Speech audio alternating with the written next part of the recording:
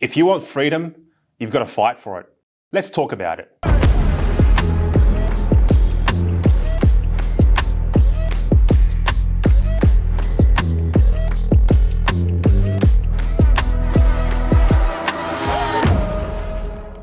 All governments are inherently authoritarian.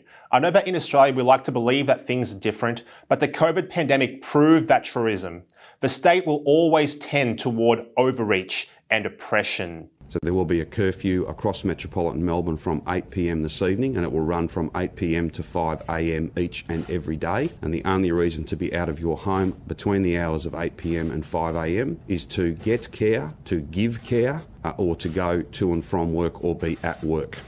Police will be out in force, and you will be stopped, and you will be asked, and you will need to demonstrate that you are lawfully out. It's because of this that Thomas Jefferson insisted that the tree of liberty must be refreshed from time to time with the blood of patriots and tyrants. God forbid that this generation ever needs to fight a war. And yet, there is a war raging all around us right now that must be fought if we are to save our nation. It is not a war of flesh and blood, but a war of ideas.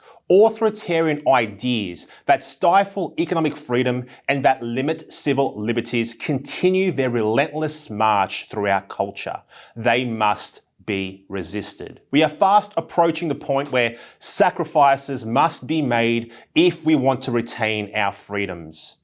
I'm talking about people being willing to speak up for truth and for liberty in the workplace. People being willing to push back against bad ideas, even with family and friends. Of course, there is a price to be paid for doing so.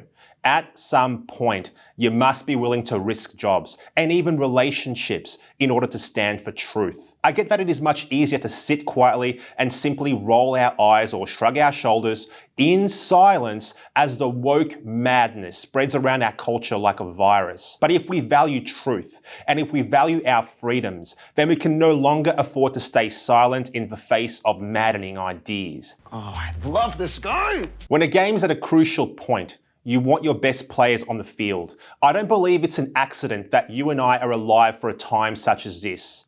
Providence has determined that you and I are the ones alive at this pivotal point in our nation's history. What we do matters. The tree of liberty is withering, but through the courage of ordinary people right across this nation, it can thrive once again.